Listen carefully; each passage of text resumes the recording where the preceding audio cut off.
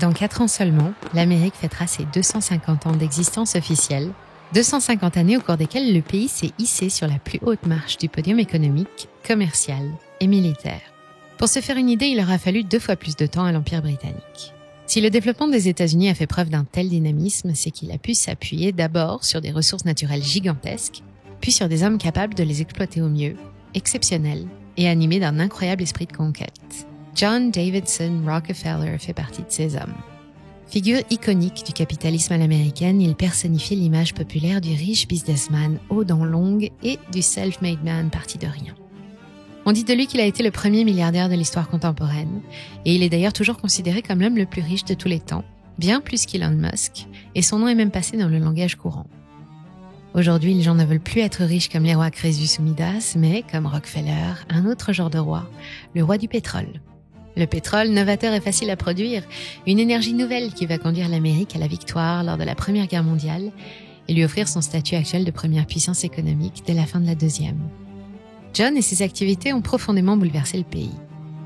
Il a fallu créer des lois spécialement pour celui qu'on surnommait le baron voleur, devenu riche grâce à un flair incroyable et des méthodes discutables. Pour faire oublier cette vilaine image, la légende raconte qu'une fois sa fortune faite, Rockefeller est devenu très généreux. C'est un devoir religieux d'obtenir tout l'argent que vous pouvez, disait-il, de garder tout ce que vous pouvez et de donner tout ce que vous pouvez. 85 ans après sa disparition, John est toujours là et son fantôme plane encore au-dessus des champs pétrolifères de l'Ohio et du Texas. Sa fondation existe toujours, ses héritiers se comptent par centaines. Sa société, la Standard Oil, survit aussi à travers les plus grosses crises pétrolières du monde et personne n'a oublié tout ce qu'il a dû faire pour en arriver là, surtout le pire. Mais avant de vous en dire plus, un petit message si vous me le permettez. Si vous aimez notre chaîne et que vous avez envie de nous donner un petit coup de main, c'est simple et gratuit, il suffit de vous abonner. Prenez une demi-seconde pour cliquer sur le bouton rouge, c'est aussi le meilleur moyen pour ne rater aucun de nos sujets. Merci 1000 fois, et voici maintenant sur Money Radar, l'histoire et l'héritage de John Rockefeller, homme d'affaires à succès, père et grand-père affectueux, amateur d'art, bienfaiteur de l'Amérique, égoïste, manipulateur, menteur, pollueur et meurtrier. Bienvenue.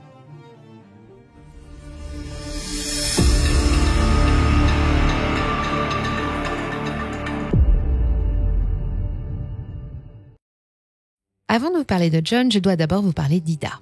Ida Tarbell était une journaliste d'investigation, indisciplinée et courageuse, qui a vécu aux États-Unis entre 1857 et 1944, connue comme le loup blanc chez les magnats de l'industrie pétrolière. Elle aura été pour John Rockefeller ce qu'Eliot Ness a été pour Al Capone, Lucky Luke pour les Dalton ou Van Helsing à Dracula.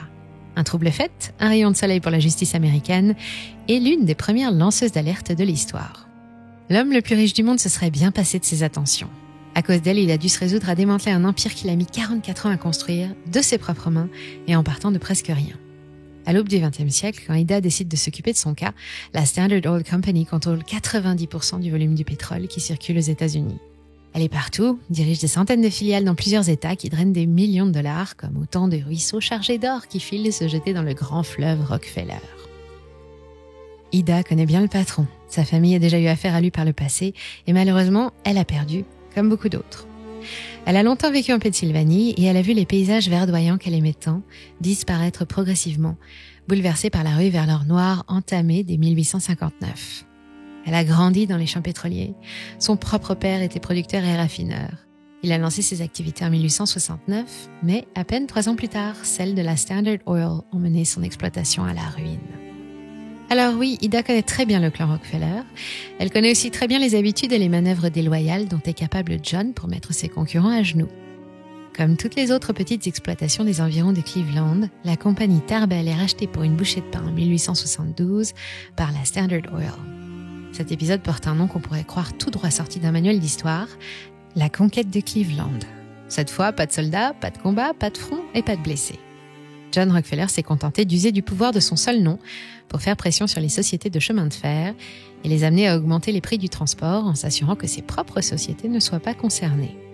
Ensuite, il organise un véritable blocus quand il fait interrompre tous les transports pétroliers autour de Cleveland.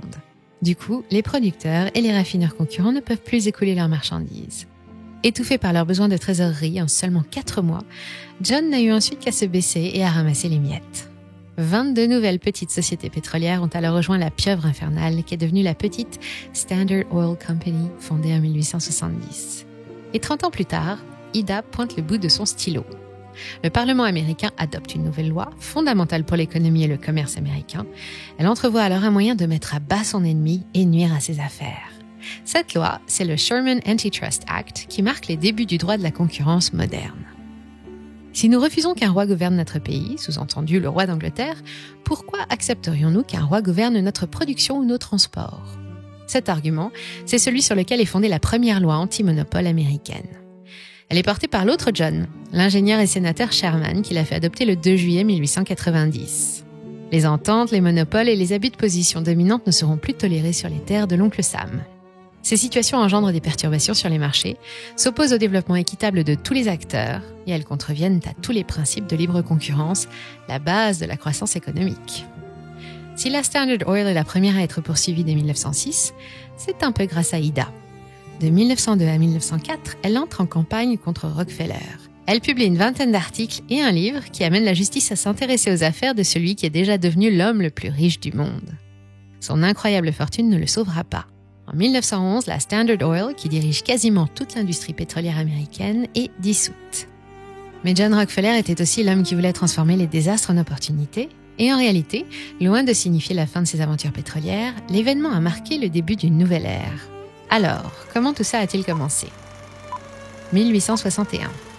La guerre civile américaine oppose les États du Nord, progressistes et abolitionnistes, aux États du Sud qui tiennent à conserver leurs privilèges et qui refusent de reconnaître l'autorité du gouvernement d'Abraham Lincoln. L'Amérique va se déchirer pendant 4 ans. Le jeune John Rockefeller, âgé de 22 ans, ne participe pas au combat. En 1861, il est déjà à la tête d'une société de courtage en grains et viande et il n'a pas de temps à perdre. Il a prévu de devenir un grand homme d'affaires et considère que gagner de l'argent est un don de Dieu. John est né à Richford en 1839, une petite ville située près de la frontière canadienne, au nom évocateur. Son père est commerçant ambulant, très souvent absent. Il sillonne les routes pour écouler sans scrupule des soi-disant médicaments miracles, en réalité une mixture à base d'huile et d'alcool à une époque où les antibiotiques n'existaient pas. Sa mère élève quasiment seule ses 6 enfants dans la foi protestante. John fait ses études à Cleveland dans l'Ohio, puis, son diplôme de comptable en poche, il entre au service d'un courtier en grains. Pendant 3 ans, il découvre le monde des affaires, apprend les ficelles du négoce et économise ses premiers $2000. Alors que la guerre fait rage, il s'associe avec un autre courtier agroalimentaire, Henry Flagler, et ensemble, ils s'offrent leur première affaire. Et c'est à ce moment qu'il entend parler d'un homme et de sa découverte qui va changer sa vie et bouleverser l'avenir de son pays. On l'appelle le colonel Drake, bien qu'il n'ait en réalité jamais combattu, et son nom est passé à la postérité pour avoir foré le tout premier puits de pétrole américain en 1859 à Titusville, en Pennsylvanie. À l'époque, on le prend pour un fou. Edwin est un ancien ingénieur des chemins de fer, et le pétrole ne jouit pas encore de son statut d'or noir. Il est principalement utilisé pour la fabrication de goudron ou comme lubrifiant, et l'essence produite au cours du processus de raffinage est inutile et rejetée dans les rivières. Mais la découverte du colonel provoque la toute première ruée vers l'or noir et pose les premières pierres de l'industrie pétrolière qui fera décoller l'Amérique en moins de 30 ans. John flaire le coup. Il se rend en Pennsylvanie pour rencontrer Edwin Drake et étudie son invention, le derrick, qui fonctionne alors à la vapeur. Convaincu par son potentiel, John le lui rachète pour $4000 et s'associe avec un chimiste, Samuel Andrews, pour fonder la société de raffinage de pétrole Rockefeller Andrews & Flagler, qui devient en 1870 la Standard Oil Company of Ohio, capitalisée à hauteur d'$1 million. Cette année-là, Cleveland est déjà devenu le centre névralgique pétrolier de l'Amérique et Rockefeller est bien décidé à en prendre le contrôle. Sans foi ni loi, malin, vicieux, insensible, inhumain. Les qualificatifs qui désignent John ne sont pas très élogieux.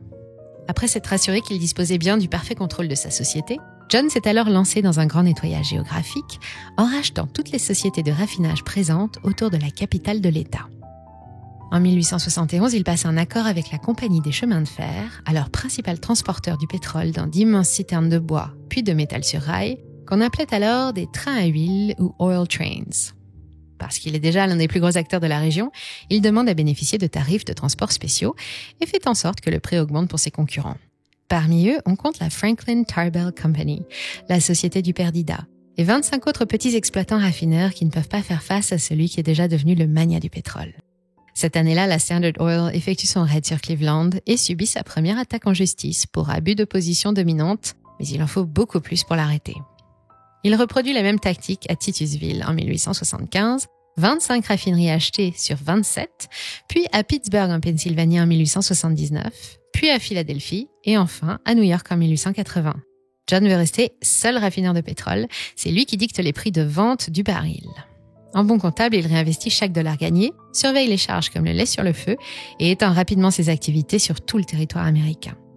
Après avoir englouti furieusement le plus de concurrents possible dans le secteur du raffinage, John se choisit d'autres cibles. À partir de 1879, il se met à racheter tout ce qui a un rapport avec le pétrole. Des producteurs aux transporteurs et des pipelines aux usines qui fabriquent les barils, il dévore tout ce qui passe à sa portée, sans respirer. Mais la loi ne le laisse pas tranquille. En 1882, il est à l'origine de presque un quart du pétrole américain, quand l'État de l'Ohio interdit à un dirigeant de société de travailler dans un autre État que celui dans lequel se trouve son domicile. Même pas mal. Pour y échapper, il transforme la Standard Oil en trust en janvier 1882. Très malin, les actions des sociétés disséminées dans une vingtaine d'États ne sont plus détenues par des associés physiques, mais par le trust. Le lendemain, il ouvre ce qui deviendra la plus grosse entité du trust, la Standard Oil of New Jersey, et poursuit tranquillement ses activités. En 1900, la pieuvre Rockefeller contrôle 90% du pétrole américain. C'est elle qui fait le marché. Entre 1882 et 1906, elle verse presque 65% de dividendes par an à la poignée d'actionnaires qui se partagent les titres du groupe. John a officiellement pris sa retraite en 1897, mais il garde un œil et surtout le pouvoir sur l'ensemble de son empire. Il confie la Standard Oil Trust à son fils pendant qu'il se consacre à d'autres activités, investit dans l'immobilier et se découvre une âme de mécène. Puis, Ida lance sa campagne de presse contre lui et la justice fédérale s'empare du dossier. Le nouveau siècle débute bien mal pour le clan Rockefeller. La Cour suprême de l'Ohio intervient sur demande de l'administration du président Theodore Roosevelt dès 1906 et en 1911, à l'issue d'un procès inédit et retentissant, le Standard Oil Trust est déclaré coupable d'organisation de situations de monopole et d'entente illicite. Le procès révèle au monde entier les pratiques déloyales et les stratégies discutables employées par le roi du pétrole pour écraser ses concurrents et mener tout un marché à la baguette. Cette fois, c'est terminé. John a 6 mois pour liquider sa société. Enfin, terminé? Pas vraiment. Ce n'est que le début d'une nouvelle aventure. 34 nouvelles sociétés indépendantes sont créées à l'issue du démantèlement du trust. 9 d'entre elles vont garder le nom de Standard Oil et les autres s'appellent Conoco, Buckeye Pipelines, National Transit Company ou Swan & Fitch. La Standard Oil Company of New Jersey a changé de nom. Désormais, on l'appelle par ses initiales, SO, qu'on prononce Exxon. Les nouveaux verres de chez SO sont absolument merveilleux. Oh la vache, il y a des dessins dessus. SO Collection, le plein de cadeaux. Aujourd'hui, les choses n'ont pas beaucoup changé depuis John. ExxonMobil est considérée comme la descendante directe du Standard Oil Trust et de l'empire Rockefeller. C'est aussi la plus grosse compagnie pétrolière américaine et la deuxième du monde derrière la Saudi Aramco. Après la Deuxième Guerre mondiale, 3 des émanations de la Standard Oil se rassemblent autour d'autres multinationales du pétrole, la néerlandaise Royal Dutch Shell, les américaines Gulf Oil et Texaco, et l'anglo-iranien Oil Company, qui deviendra aussi BP. Ensemble, elles forment le cartel des 7 sœurs. De la fin de la guerre jusqu'au premier choc pétrolier, à elles seules, elles contrôlent 85% de la production mondiale. Aujourd'hui, on parle de super major où Big Oil, BP, ExxonMobil, Chevron et Conoco dominent toujours le monde et perpétuent les activités du trust de John Rockefeller. Il a quitté ce monde 2 ans avant le début de la guerre, en 1937, à l'âge de 97 ans, mais son fantôme plane toujours. Disparu, John ? Difficile d'y croire quand on regarde aujourd'hui à quel point ces sociétés se sont rapprochées au fil des années. Aujourd'hui, sous la bannière d'Exxon, on retrouve plusieurs anciennes compagnies issues du démantèlement de la Standard Oil, celle du New Jersey, mais aussi New York, et la Vacuum Oil Company, connue par la suite sous le nom de Mobil. Atlantic Petroleum, l'Indiana, le Kansas et l'Ohio sont devenus BP, et Californie et Kentucky forment désormais Chevron. Toutes ces sociétés sont aujourd'hui valorisées plusieurs centaines de milliards de dollars. Et mieux encore, avec la crise énergétique mondiale et le recours massif au pétrole de schiste, leur cours en bourse s'envole depuis le début de l'année. Disparu, John ? Difficile d'y croire aussi quand on regarde d'un peu plus près son incroyable descendance. Il a eu 5 enfants et pas moins de 200 petits-enfants, arrière-petits-enfants et leurs enfants, des neveux et nièces dont la plupart ont aussi connu d'extraordinaires destins. Pas étonnant quand on sait quelle fortune il leur a léguée, à l'époque l'équivalent d'1,5% de toutes les richesses des États-Unis, ce qui correspondrait en 2018 à environ 300 milliards de dollars. John est tout simplement l'homme le plus riche de tous les temps et ça fait de lui quelqu'un d'inoubliable. Avec cet énorme tas d'or, beaucoup de ses héritiers se sont payés des entrées en politique. On ne compte plus les sénateurs ou les gouverneurs Rockefeller, Prentice ou McCormick. Les autres ont suivi les traces de leur illustre aïeul en faisant fructifier leur argent dans les affaires, ou bien ont pris le chemin des banques. Le nom de Rockefeller est entré dans la légende, définitivement lié à l'argent et au pouvoir, et ceux qui essayent de s'écarter de leur destin tout tracé le payent cher. Le fils du vice-président Nelson Rockefeller, parce que oui, j'avais oublié des vice-présidents dans ma liste, Michael a connu une triste fin pour avoir voulu vivre sa passion. Le pauvre garçon qui devait prendre un poste de banquier ne rêvait que de devenir ethnologue.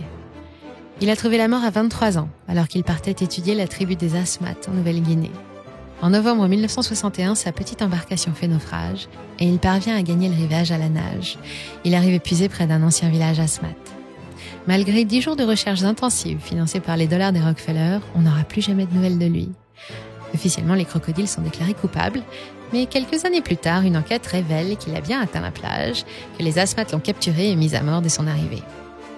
Des faits confirmés par un autre ethnologue, un spécialiste cette fois, et par plusieurs chefs de tribus locales. Selon lui, ils étaient très intéressés par sa tête, un trophée qui n'a pas de prix et qui a pourtant coûté cher au pauvre Michael Rockefeller, lui qui voulait avant tout enrichir les collections des musées. Ça aussi, c'est un truc de famille. La fondation Rockefeller a été créée après le procès en démantèlement. John et son fils, John Jr., espéraient alors redorer leur image et celle de leurs activités, accusés de polluer et d'apporter le malheur aux populations locales. L'occasion était aussi trop belle pour le patriarche de la famille de mettre en pratique sa maxime favorite, gagner autant d'argent qu'il le peut et en donner autant qu'il le peut, mais pas n'importe comment. Dotée de 225 millions de dollars en mai 1913, la Fondation Rockefeller a pour but de promouvoir le bien-être de l'humanité dans le monde et le progrès scientifique. Elle s'intéresse à l'eugénisme et encourage les recherches génétiques ou finance des programmes d'études sociologiques pour essayer de comprendre le massacre de Ludlow, par exemple. Ah, je ne vous ai pas encore parlé de ça. En 1913 et 1914, l'industrie charbonnière américaine fait face à la plus longue grève de son histoire. À Ludlow, dans le Colorado, 1200 grévistes protestent contre leurs conditions de travail et leurs salaires ridicules. Pendant qu'ils campent près de leur mine, ils sont attaqués par la garde nationale et des hommes de main de la Colorado Fuel and Iron Company, propriétaire de la mine. Le campement sera incendié la nuit suivante sur l'ordre du propriétaire. Le lendemain, on compte 26 morts, 13 mineurs, 11 enfants et 2 femmes. Et à qui appartient la Colorado Fuel and Iron Company qui a donné cet ordre meurtrier ? Devinez. Au début de la Première Guerre mondiale, les Rockefeller sont immensément riches, mais leur nom n'est donc pas très populaire. Alors John va donner en tout près de 500 millions de dollars. Lutte contre la tuberculose et réfection du château de Versailles en France, éducation des Noirs dans les États du Sud des États-Unis, puis après la Deuxième Guerre mondiale, promotion de l'art, de la culture ou de la recherche scientifique, rien n'y fait. Les actions de la Fondation, aussi bénéfiques qu'elles paraissent, n'ont pas spécialement changé l'opinion du monde sur la personnalité du baron voleur. Personne n'oublie que John est l'inventeur du charity business, cette activité qui consiste à donner généreusement de l'argent pour financer des programmes qui vont en rapporter encore plus. Par exemple, dès 1943, la Fondation va permettre la création d'un centre international d'amélioration du maïs et du blé qui va ouvrir la voie à la génétique végétale, aux OGM et aux semences brevetées, ce qu'on appelle la révolution verte. Une révolution qui n'a pas résolu les problèmes de famine, mais qui a fait gagner beaucoup d'argent aux grands semenciers. Un philanthrope, John Rockefeller ? Dans l'équipe de Money Radar, on ne descend pas des Rockefeller et on n'a pas d'oncle d'Amérique qui pourrait éventuellement nous léguer quelques points de pourcentage de la richesse des États-Unis. Heureusement, vous pouvez faire quelque chose pour nous aider. En plus, c'est facile et gratuit. Il suffit de vous abonner.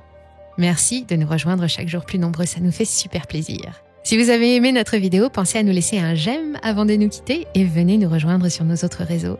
Tous les liens sont dans le descriptif. Quant à moi, je vous remercie pour votre fidélité. Prenez bien soin de vous et je vous dis à très bientôt sur Money Radar.